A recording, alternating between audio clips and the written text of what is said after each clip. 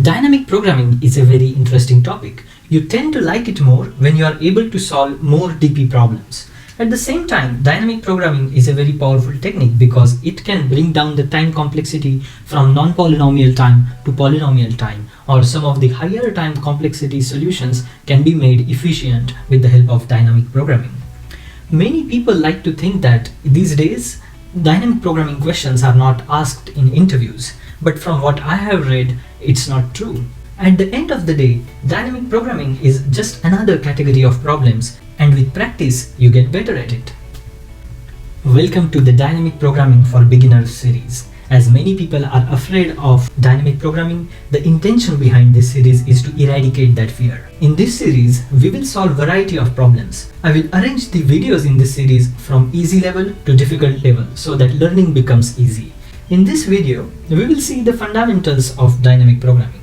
We'll see some theory and back it up with examples. You don't need to take any notes because I already have a very long blog post on my website, so you can always refer to that after the video.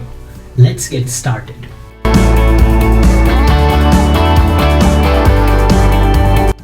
The very first question that we will see is, what is dynamic programming? Dynamic programming is an optimization technique. Any problem that can be solved with dynamic programming can also be solved without dynamic programming. It's just that way might be inefficient. However, not all problems can be solved with dynamic programming. So how to identify which problems can be optimized with dynamic programming and which cannot be? For a problem to be solvable by dynamic programming, it should hold two properties. First property is optimal substructure and second one is overlapping subproblems. Let's take a look at both of these. We say that a problem holds optimal substructure property when optimal solution to a smaller subproblem leads to optimal solution of the larger problem. For example, in case of a Fibonacci sequence, for finding the fifth Fibonacci number, we need to know the third and the fourth Fibonacci number. And the addition of third and fourth Fibonacci number can give us fifth Fibonacci number.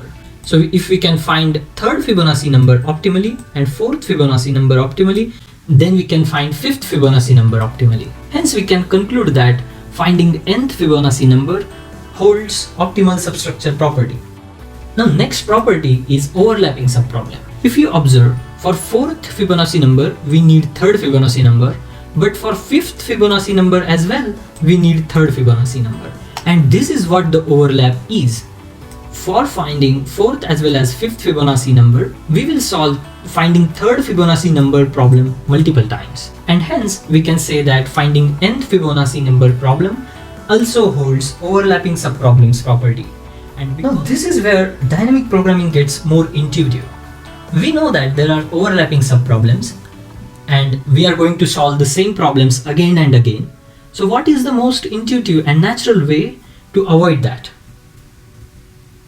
Of course, that is by storing the results of the subproblems and then reusing the solutions.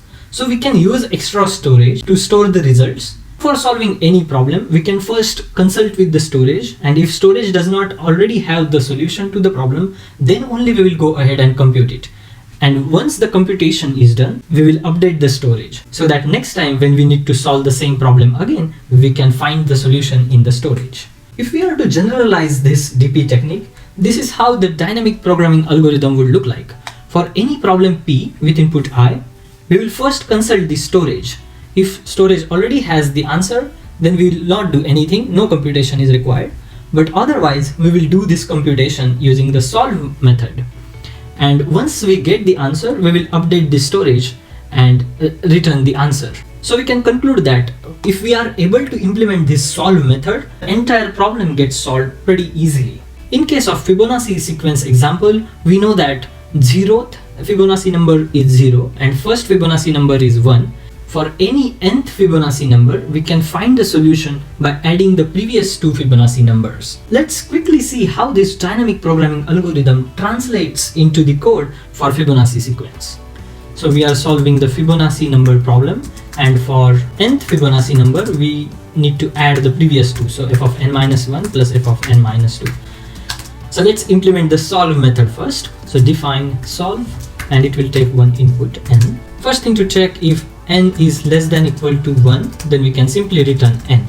And otherwise, it would be return Fibonacci of n minus 1 plus Fibonacci of n minus 2. This is how we have always solved a Fibonacci sequence problem. Now with the help of dynamic programming technique, we will put that in our dynamic programming algorithm. So define Fibonacci of n. For dynamic programming technique, we do need the storage. So let's say storage is a dictionary, and first thing we will do in Fibonacci is to check with storage. So if n in storage, then do nothing. Otherwise, compute the result. So answer equals solve n. Put this answer into the storage. So storage of n equals answer and return storage of n.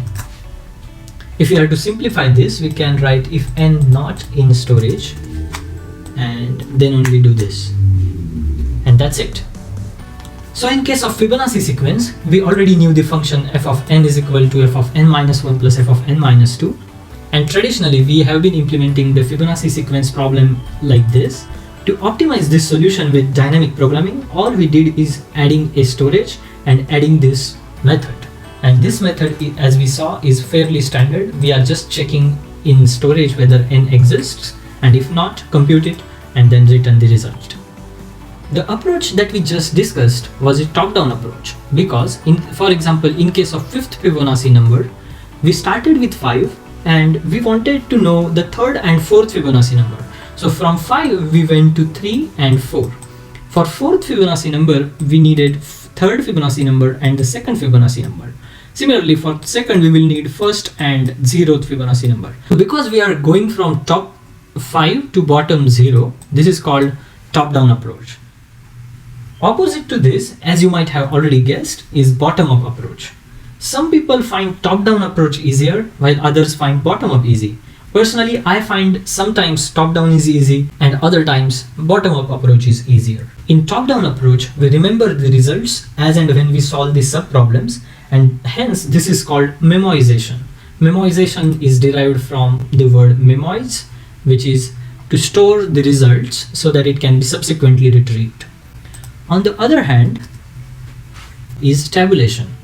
In case of bottom-up approach, we start from a very fundamental sub-problem. That is, in case of Fibonacci number, it was 0th Fibonacci number is 0, first Fibonacci number is 1, and so on. So we start with the fundamental sub-problem, base condition, and then use the results of already existing sub-problems to solve the larger sub-problems. For example, we will use 0th and first Fibonacci number to find the second one, and then use first and second Fibonacci number to find the third one, and so on. Because we are going from smaller sub-problems to larger sub-problems, it feels as if we are filling a table, and hence it is called tabulation. From the theory point of view, this is all there is to know about dynamic programming. And now we are ready to solve the actual problems. As we saw, once we know how to implement the solve method, converting that into code is fairly easy. Hence, we will not code these examples, rather we will leave it at the function level, like f of n is equal to f of n minus 1 plus f of n minus 2.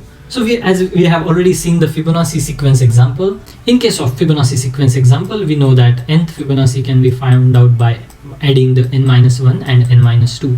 So if f is a function that gives Fibonacci number, then f of n will be equal to f of n minus 1 plus f of n minus 2, and base conditions would be f of n is equal to 0 when n is equal to 0, and f of n is equal to 1 when n is equal to 1.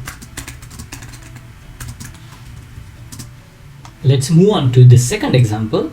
Let's say now we are given an array of integers and we want to find sum of all integers in that array. So for example, let's say this is an array and it has n number of elements. So last index will be n minus 1, and we want to find the sum of all integers in this array. Let's say f of n is a function that gives us the summation of n numbers from the array starting with the first number. How can we find f of n using solutions to smaller subproblems? If the summation of first n numbers is f of n, then what would be the summation of first n minus 1 numbers? Of course, it would be f of n minus 1. So let's say we know the answer to f of n minus 1, which is of course a smaller subproblem than f of n. Can we use that result to find the summation of all numbers, that is f of n? Of course we can. If f of n is summation of all numbers and f of n minus 1 is summation of first n minus 1 numbers, we can simply add the last number, so ARR of n minus 1, to get the summation of entire array, that is f of n. So the problem of finding sum of all numbers in the array can be solved using this function. F of n is equal to f of n minus 1 plus ARR of n minus 1. The base condition in this case would be f of n is equal to ARR of 0 when n is equal to 1. So if the size of the array is 1, then we just have to return ARR of 0, and if n is greater than 1, then we can use this function f of n to solve the problem. Similar to this is our next example. What if instead of array elements, now we want to find sum of first n numbers? Of course, you might already know the mathematical formula for this, but let's solve this using dynamic programming technique. So we want to find the summation of 1, 2, 3 up to n. Let's now say f of n is summation of first n numbers. Now how can we use the result of smaller subproblems to find the answer to f of n? It would again be very similar to the previous example. If we know f of n is summation of first n numbers, then f of n minus 1 is summation of first n minus 1 numbers. And in that, if we finally add the last n, then we have got the solution. F of n minus 1 plus n will give us f of n. And in this case, the base condition would be f of n is equal to 1 when n equals 1. Converting this function into code is fairly trivial. So in the previous 3 examples, we saw 3 different functions. Let's now take a look at variety of functions that we can have, because from there we know how to convert it into actual code. This is Fibonacci sequence, f of x is equal to f of x minus 1 plus f of x minus 2. Then we saw f of x equal to f of x minus 1 plus x. This was the formula for summation series. F of x is equal to f of x minus 1 plus ARR of x. This function was for finding the sum of all array elements. Now sometimes we can have, let's say, f of x is equal to f of x minus 1 multiplied by x. Many of you might already know what this function indicates. This is of course a factorial function. Sometimes we can have f of x is equal to minimum of f of x minus 1 comma ARR of x. And this function will be for finding the minimum element from the entire array. This is not a standard function, but the idea is to let you know that there can be variety of functions and it can have multiple different functions like addition, subtraction, multiplication, or finding maximum, minimum, and so on. Alright, now all the previous examples that we saw only had one input, that is x. But sometimes of course we can also have multiple inputs. Generally, in case when there is a 2-dimensional grid, we will generally have 2 inputs to our functions. Without going into a lot of details, this is a function for finding number of ways of reaching from top left of the grid to the bottom right of the grid. Similarly, we can have 3 inputs to our function. In all of these, the technique is going to be the same.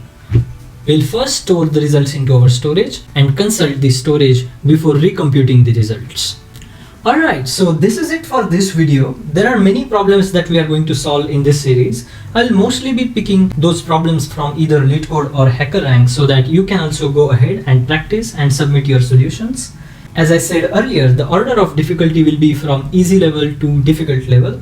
We'll solve standard textbook problems as well as uncommon challenging problems, but we'll start with standard problems. I hope that you learned something new today and the fear of dynamic programming is a bit reduced. As you practice solving more problems and you come up with dynamic programming solutions, you'll get more comfortable with it and automatically the fear will reduce. If you liked this video and got some value out of it, do hit the thumbs up button.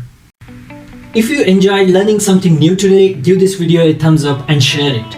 Post any questions in the comments below so either I or someone from the community can respond. I would also love to hear any suggestions and feedback that you may have. Don't forget to subscribe to Interview Recipes. See you next time and bye for now.